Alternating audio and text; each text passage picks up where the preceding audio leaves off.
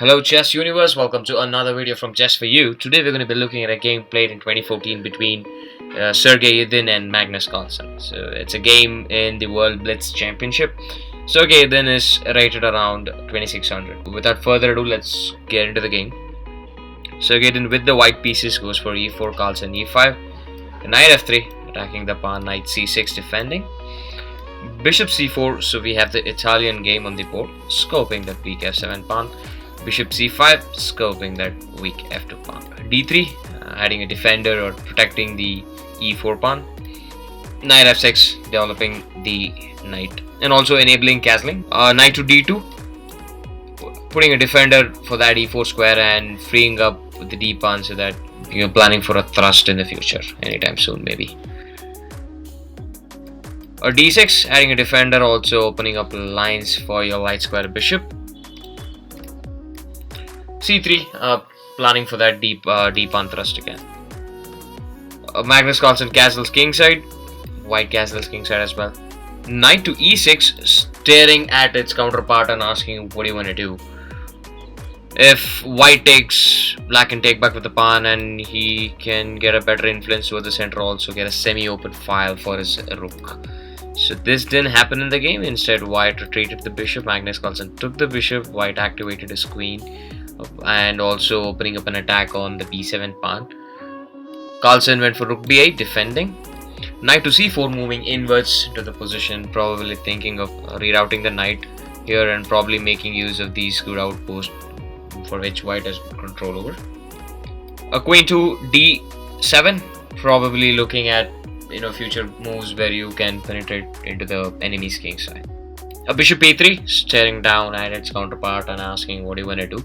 If let's say black takes, white can take back with the knight, and again as planned you are trying to, not that, as planned you're probably going to make use of these two good outposts that white has created. But however, in the game Magnus Carlsen does not take but instead makes a move b5, hitting the knight, and only gets to pause this position in this particular situation and try to analyze and find a good continuation for white. So white has a tactical motive that he can make use of. Let's see if he can figure that out.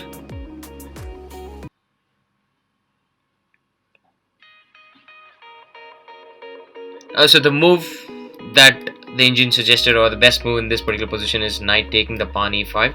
This comes with an attack on the queen, and let's say doesn't you take back with the pawn or the knight, doesn't matter. Let's say with the knight you can take back with this knight, and after the pawn takes you're gonna take the bishop, and when all the dust is settled, white is simply a pawn up.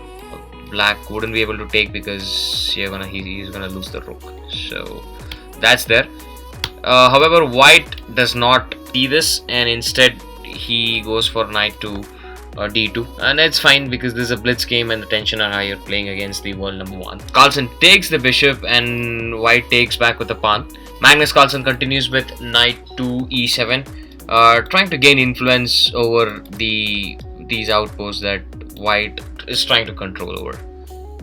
Knight to h4, probably thinking of using jumping here, but Carlsen immediately goes for queen to g4, opening up with an attack on the knight. And where does the knight go from here? There are two logical squares, of course, going here or here, and white just came from here, so maybe the move would be here, but moving your knight to f5 is actually a mistake, and Sergei then falls for the sum of sunk cost fallacy and says, I don't think going back because I've already committed the move. Ideally, engine suggested move is knight back, going back, but however Sergei then goes for knight to f6, and Carlsen continues by taking back, and after taking back the rook, Carlsen went for queen to e2. So this comes with a triple attack, and of course you won't be able to defend all the three.